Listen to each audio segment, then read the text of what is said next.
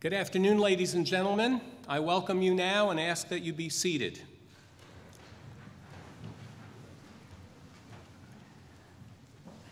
I think I can still preside today without my cap. Would that be okay with everybody? Great. The rest of the faculty is filing in. We welcome them also. I'm delighted to welcome each of you to the historic Rutledge Chapel for the investiture of Dr. Zafer Gurdal as the McNair Chair in Aerospace Innovation and Research. You'll be interested to know that when South Carolina College first opened its doors on January 10th, 1805, this building was the college. This was the entirety of South Carolina College. In fact, it was the only building at the time. It served as the dormitory, the lecture hall, the chapel, the library, the faculty dormitory, and the science laboratory. Everything here in Rutledge Chapel. It did not house an Aerospace Center, though. I'd like to recognize first our guests on the platform. Mary Ann Fitzpatrick, Dean of the College of Arts and Sciences and Vice Provost for Special Academic Initiatives. John McDermott, Interim Dean of the Darla Moore School of Business. Bobby Hitt, Secretary of the South Carolina Department of Commerce.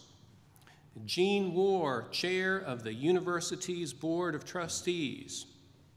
Dr. Gerdal.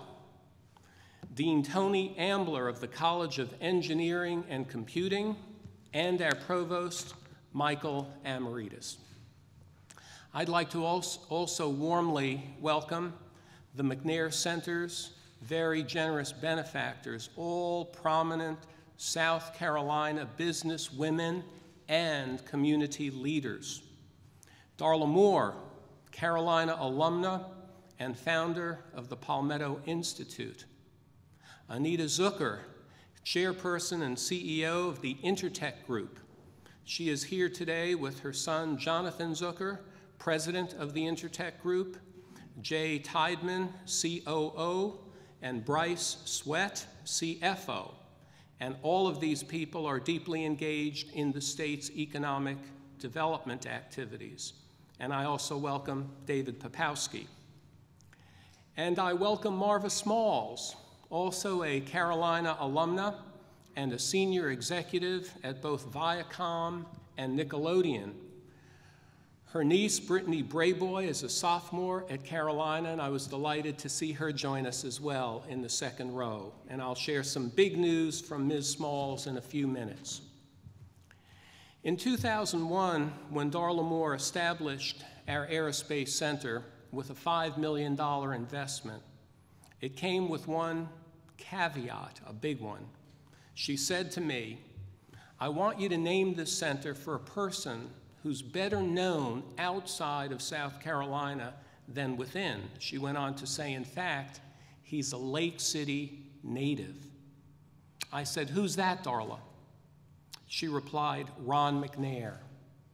I admit that I was embarrassed that I did not know that Ron McNair was from Lake City. I did not know that. And I immediately agreed with her that it was the right thing to do. Ronald E. McNair inspired an entire nation with his determination and his explorer spirit, and his story today inspires our McNair Center. Many of you know the story, but everyone needs to know the story. As a young African American growing up in the rural South in the 1950s and 60s, Ron found a world filled with unnecessary obstacles. As a child, the refusal to lend library books to African Americans was a huge roadblock that I'm sure he had no illusions of moving, at least not by himself. But even though he was a child, he pushed for those books because he was thirsty to read and to learn. In the end, the librarians relented, and in the end, society relented. In college, Ron McNair was told that physics might be too tough a major for someone from the Lake City public schools. Try music, they said. "You play a pretty good saxophone, Ron. And what would you do with physics anyway?" But physics is what Ron wanted, and he persevered, and his college advisors relented. He was good enough in physics that he was accepted at MIT, where he received a PhD degree. Already an amazing story, isn't it? In 1978, he was selected by NASA as the first African-American civilian astronaut. In 1984, only 17 months before the Challenger tragedy, Dr. McNair delivered a brilliant commencement address right here at our university, and I've watched it many, many times, and I commend it to you. It's very easy to find. His words inspire us today, and they will continue to. He said, quote, "The road between South Carolina and spaceflight is not a very simple one, nor one filled with any guarantees. In fact, the only guarantees to be found are those that reside in the unchallenged depths of one's own determination." He continued, "Go forth with the desire to accomplish, with the desire to contribute," and I love this, he said, "and with the willingness to fight, to accomplish, to contribute, but also to fight." I'd like to welcome this evening Mrs. Cheryl McNair. Mrs. McNair has established the Dr. Ronald E. McNair Educational Science Literacy Foundation. It's in Houston, Texas, and it helps the underserved learn science, technology, engineering, and mathematics. Please also welcome Ron and Cheryl's son, Reginald McNair, who came in today from Atlanta, and Mrs. Sarah Gay, Ronald's cousin and a native of Lake City. Mrs. McNair, would you please stand and be recognized? Ladies and gentlemen.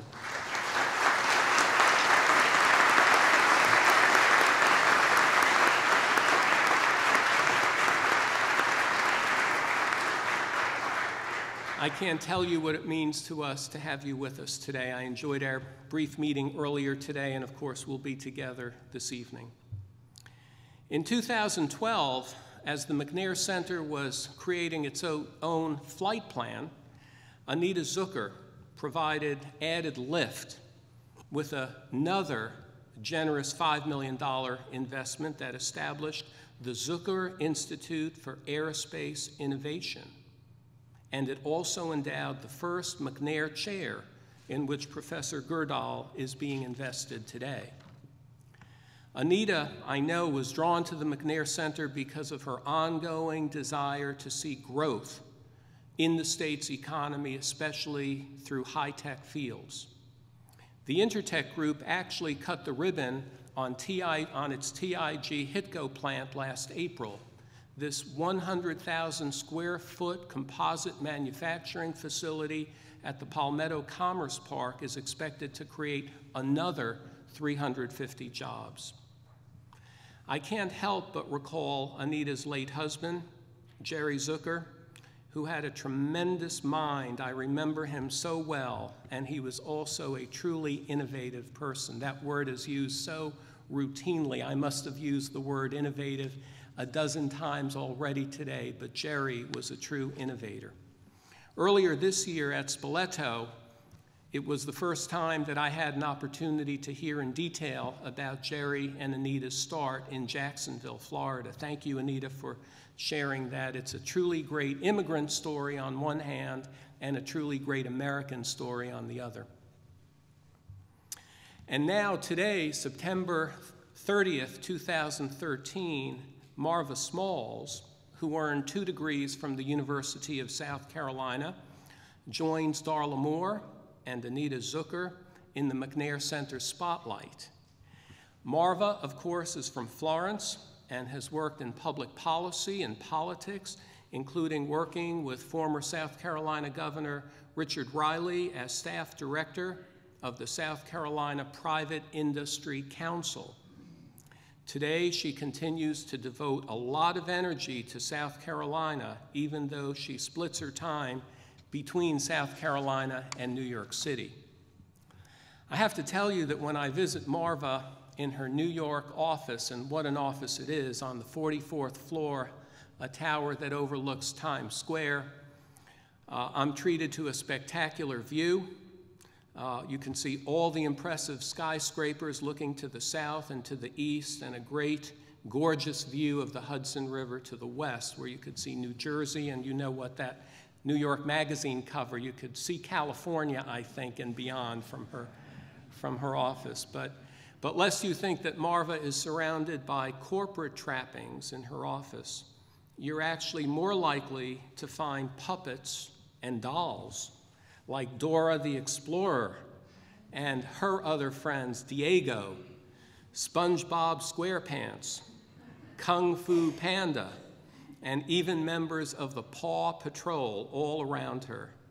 They represent Nickelodeon's educational children's programming, and Marva is completely interested, I can assure you, in how they can be used to inspire creativity, learning, gender equality, and healthy eating and healthy lifestyles for young people. Marva's interests are completely compatible with Darla's and Anita's. She wants to see South Carolina become a better place. We know it's capable of that, but we need their help.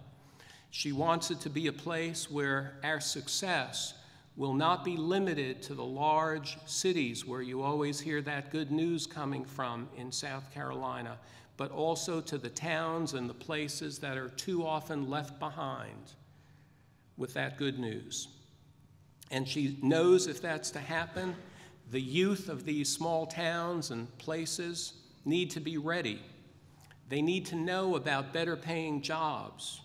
They need to know how to prepare for college, how to prepare for majoring and taking courses in the STEM disciplines and other majors and minors that will lead to well-paying jobs. She knows that there will be careers in the aerospace and related technology industries in this state, and she wants us to help prepare them.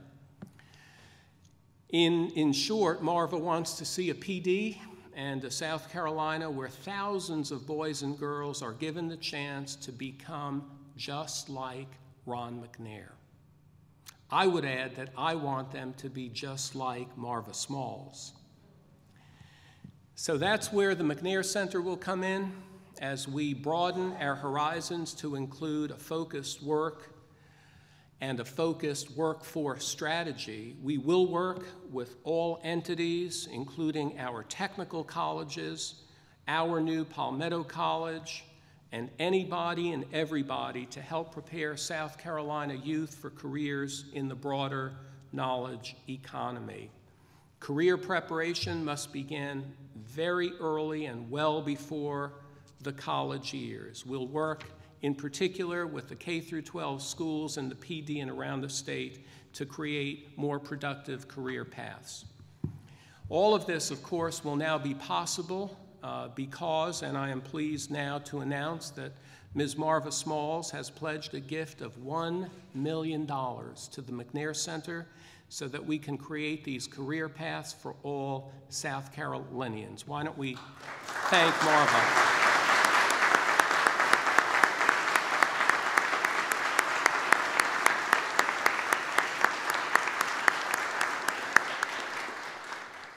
And it's now a great pleasure for me to introduce an alumnus and a friend of the University of South Carolina, Secretary Bobby Hitt, who in 2001, by the way, was recognized by the College of Mass Communication and Information Studies as the Distinguished Journalism Alumni of the Year.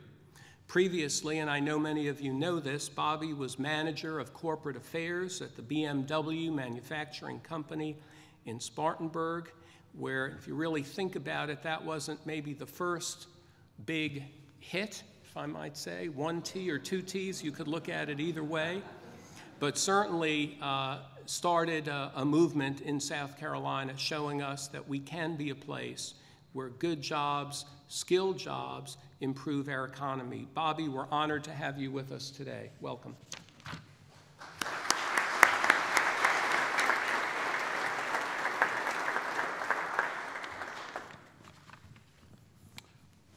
You know, it's always at moments like this that I wish I'd done a little bit better on my undergraduate work, considering all the talent around me in the academic sphere.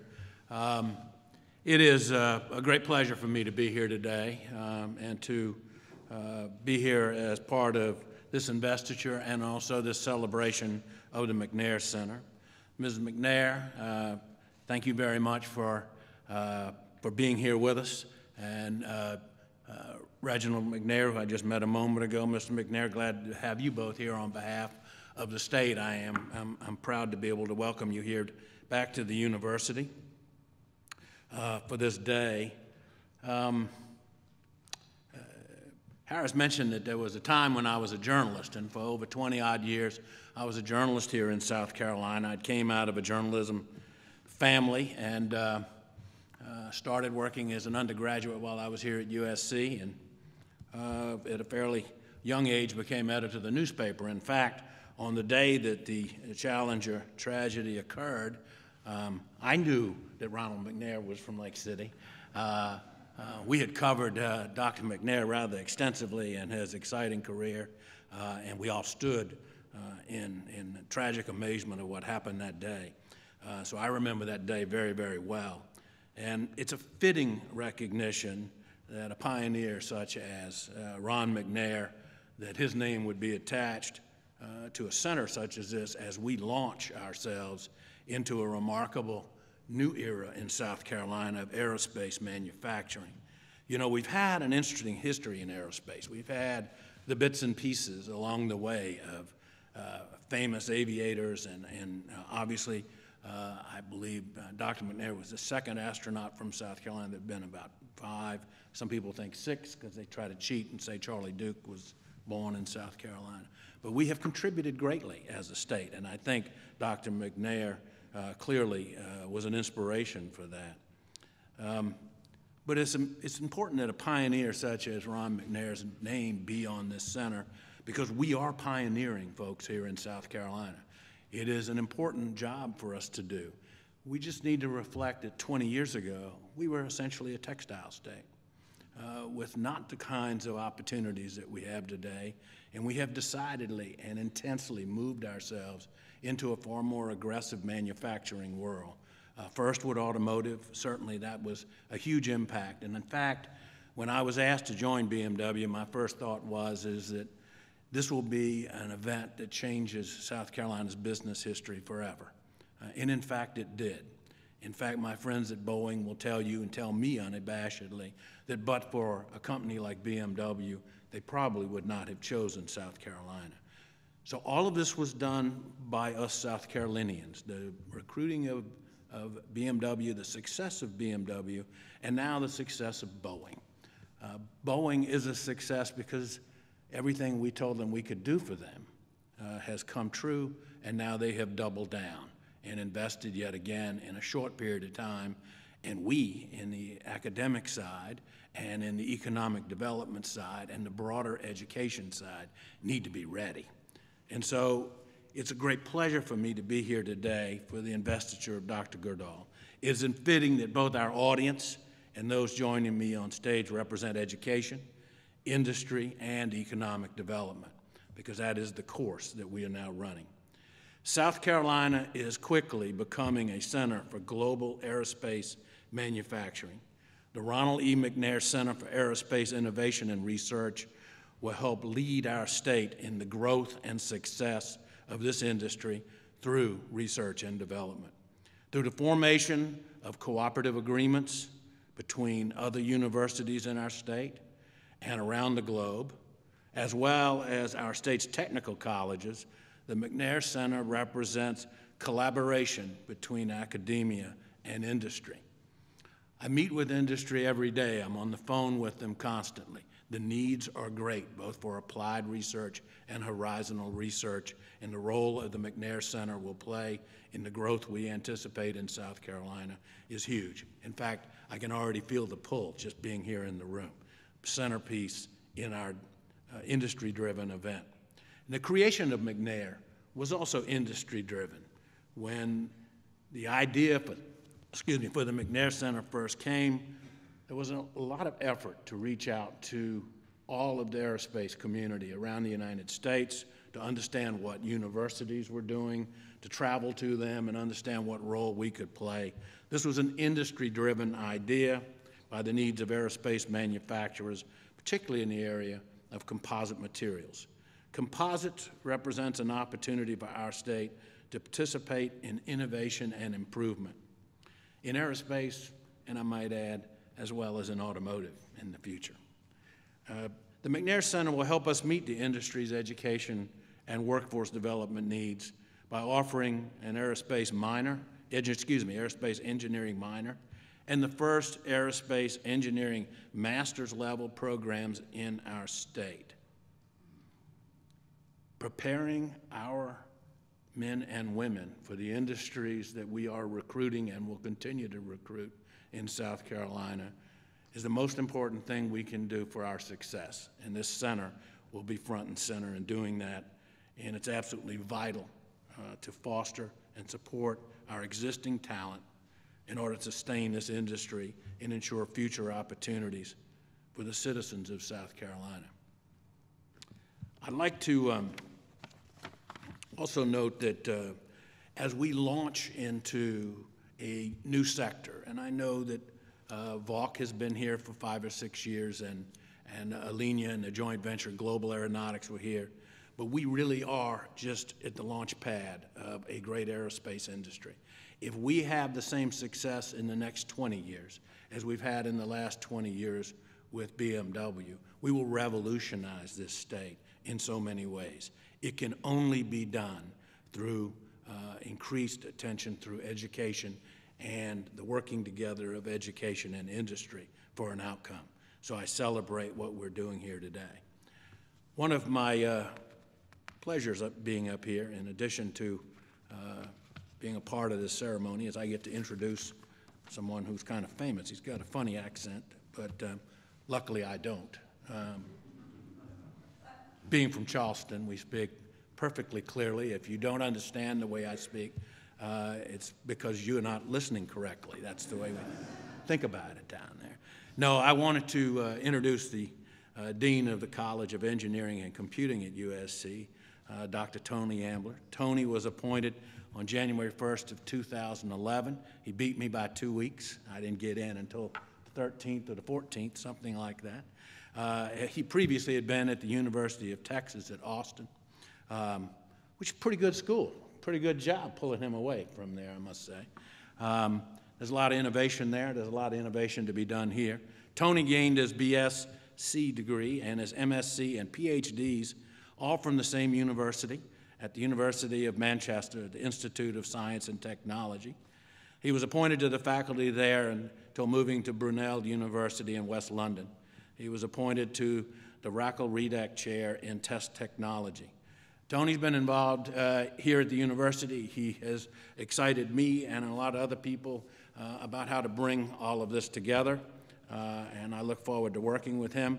For those of you that don't know, Tony's been fighting a good fight, and he's winning. Come on up, Tony. Thank you very much.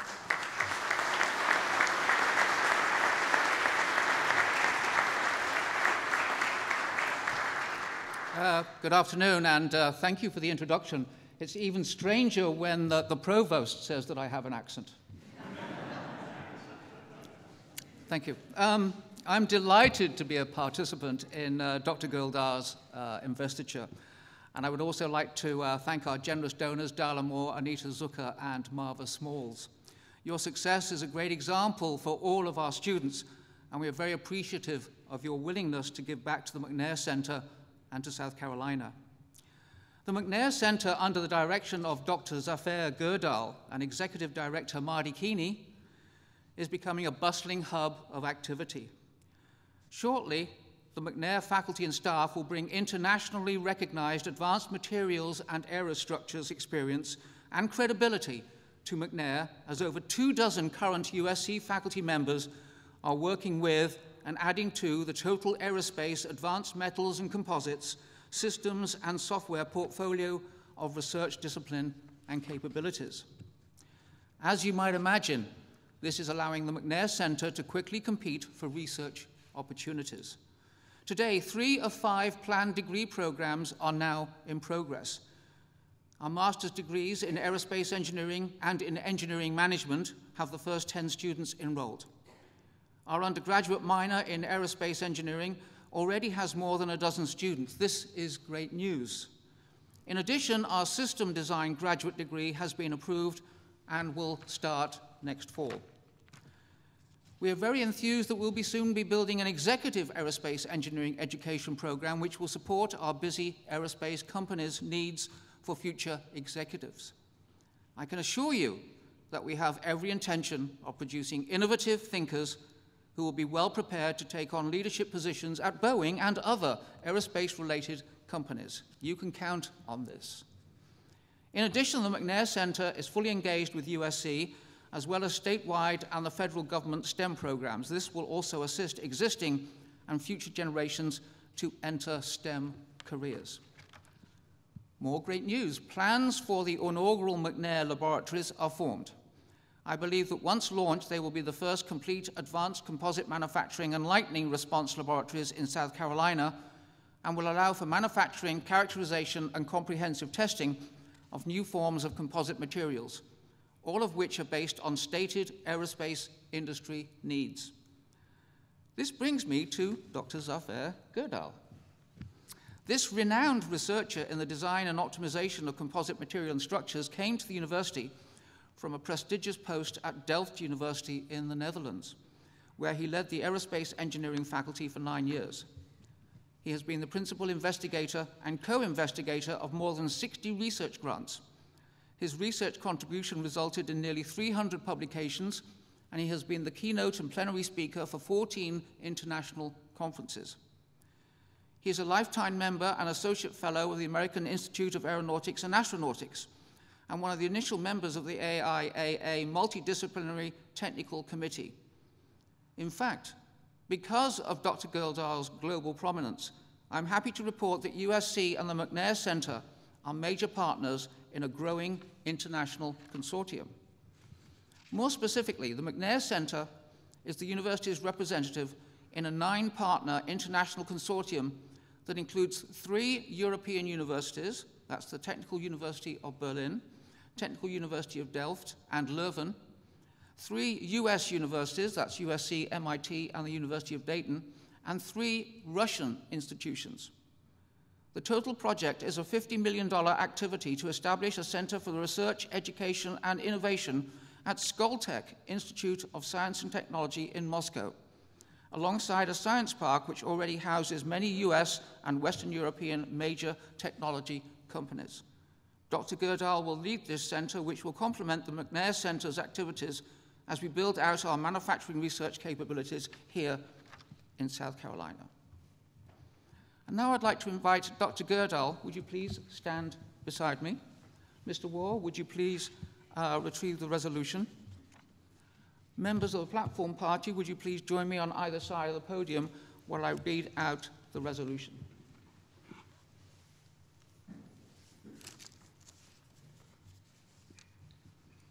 Resolution. Whereas the University of South Carolina has established the Ronald E. McNair Center for Aerospace Innovation and Research, and whereas the President and University of the University of South Carolina now wishes to appoint Zafer Gurdal, PhD, as the holder of the McNair Center in Aerospace Innovation and Research, with the concurrence of the faculty and the university's leadership, and whereas Dr. Gerdal graduated from Middle East Technical University of Turkey with a Bachelor of Science degree in Mechanical Engineering and from Illinois Institute of Technology with a Master of Science degree in Mechanical and Aerospace Engineering and earned his PhD in Aerospace and Ocean Engineering from Virginia Polytechnic Institute and State University. And whereas Dr. Gerdal is a preeminent scholar of aerospace engineering who has published more than 120 refereed papers, 4 book chapters, and 4 books. And whereas Dr. Gerdal has delivered keynote speeches and plenary addresses at internationally recognized conferences on 4 continents.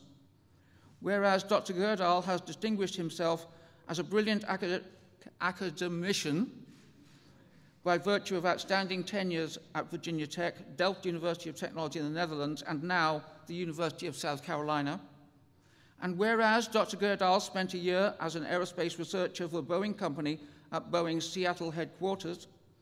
And whereas Dr. Gerdal has advised the completion more than 40 PhD students who are now located throughout the aerospace industry, whereas Dr. Gerdal holds memberships in his profession's most distinguished organizations, including Associate Fellow and Life Member of the American Institute of Aeronautics and Astronautics, whereas Dr. Gerdal's prolific scholarly output and leadership role to aerospace advanced materials and structures will allow the McNair Center and the College of Engineering and Computing and the University of South Carolina to further its reputation for excellence in aerospace engineering research and education. And whereas the vision and philanthropic gestures of Ms. Darla Moore, Mrs. Anita Zucker, and Ms. Marva Smalls are propelling the capabilities of the Ronald E. McNair Center for Aerospace Innovation and Research to the vanguard of the industry and to top-tier status nationally and internationally. Now, therefore, be it resolved that the President of the University of South Carolina hereby approves appointment of Dr. Zafer Gurdal as the holder of the McNair Chair in Aerospace Innovation and Research at the University of South Carolina, with all the rights and privileges thereto remaining. Be it further resolved that a copy of this resolution be presented to Dr. Zafer Gurdal as a token of the high esteem in which he is held. Presented this 30th day of September 2013 at Columbia, South Carolina. Congratulations, Dr. Gerdal.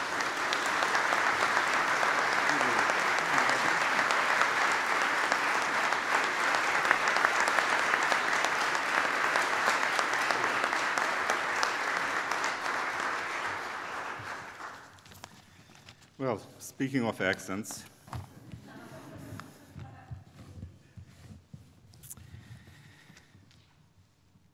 Dean Ambler, President Pastides, Provost Amiridis, Secretary Hitt, Deans, Ms. Moore, Ms. Zucker, Ms. Smalls, Ms. McNair, and Reginald. I'd like to thank you very much and the colleagues and the faculty and friends. I'd like to thank you very much for taking your time and being here today with me and share the excitement that I have. I'm truly honored and humbled to be appointed to the chair of this new and important education, research, and development center. I will enjoy this event as much as possible. However, today is not about me. Today is about the stakeholders of the center. Today is about young people who may have to go to another state to study aerospace engineering. It's about entrepreneurs who would like to pursue innovative ideas. It's about engineers who would like to add value to the parts and products that they're designing, and along the way, further their education and their careers. It's about companies who will make an impact to the state's economy. It's about empowering people who have a vision. You can be assured that the McNair team will work tirelessly to ensure that the center will inspire young people from every segment of the population, provide the state of South Carolina and the nation with highly educated engineers, leaders who will find high-profile jobs inside the state of South Carolina, grow our industries, and create new opportunities for many future generations of South Carolinians. We will be doing this not alone. We will be partnering with other institutions, partnering beyond the South Carolina, such as NASA Langley Research Center. We are supporting the STEM programs which they have started, and it will excite the middle school and high school students to pursue STEM degrees. We'll do this through collaborations. We are a small team at this point, and in fact, collaboration is the very fundamental to our mission, very fundamental feature of our mission. For the McNair Center to fully realize its potential, to meet our mission and vision, collaborations with organizations across many levels, starting with local, in our departments, in our colleges, in the university, statewide, regionally, and internationally. We will identify needs of research, align efforts for maximum impact statewide. I did not know Ron McNair personally. However, I have had the privilege of knowing people who did. One of the very first congratulations came from a good friend of mine who is a professor at MIT and happens to be working in the same field that I work. He made a call to congratulate me and stated that he was a friend of McNair, as classmate of McNair, and he was extremely proud of it.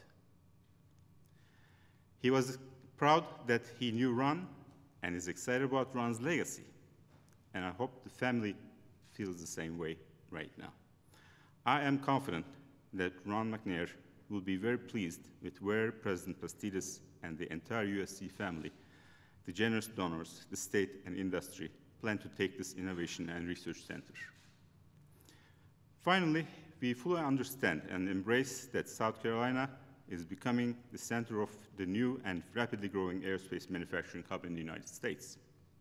As the flagship University of South Carolina, we have a fundamental responsibility to prepare our citizens to be ready and successful to lead this great opportunity for our state and our nation. You can count on the McNair team. Thank you again for your time and being here today.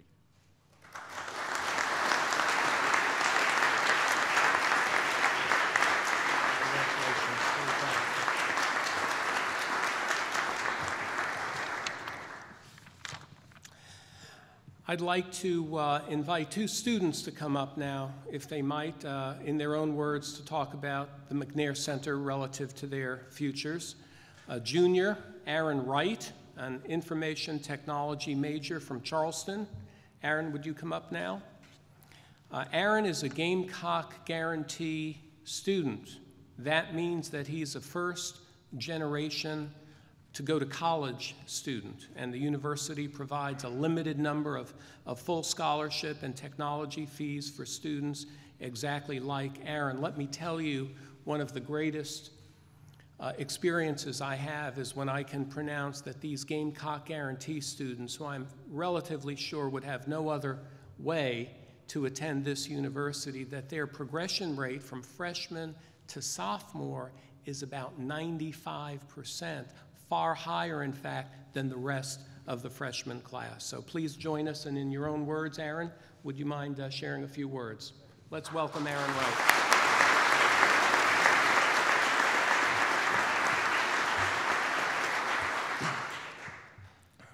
Thank you, Dr. Pastidis. It's a great honor to be here today. As a first-generation college student, I'm inspired by the intellectual pursuit and drive to achieve by both Ron McNair and Dr. Gerdal. Being a third-year information technology major, I see the McNair Center as a stepping stone to pursue internships and career opportunities in the aerospace field. With the addition of the McNair Center to the University of South Carolina, it is without question that it will bring about opportunities that will have you seeing a lot more of myself and my peers who share a passion for this field. Thank you.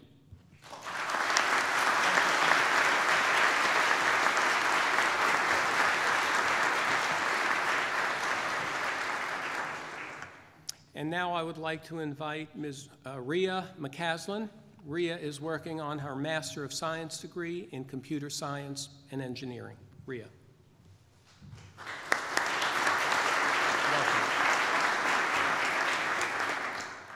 I am so inspired by Ronald McNair. He fought considerable odds to have the opportunity to experience space exploration. His life clearly exemplifies that excellence, determination, and perseverance do pay off. He also had a great passion for learning, something that I and many of my fellow students share with. I was drawn to this field because of its challenging nature and potential benefits to society. Currently, I'm a researcher with the Condition-Based Maintenance Center at the university. We use and develop new technologies so that aircraft can be serviced based on need rather than a set schedule. The work we are doing here has the real potential to save money and even lives, and I am very proud to be a member of this great team and terrific program.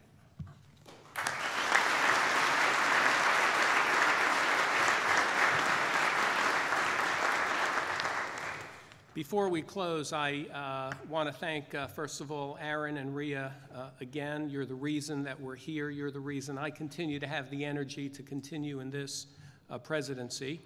I'd like to also now invite, if they would be willing to accommodate us, Ms. Moore, Ms. Smalls, Ms. Zucker, and Ms. McNair. Would you please come up to the platform for a photograph with Dr. Gerdal, after which we'll have the recessional. Would you mind coming up, please?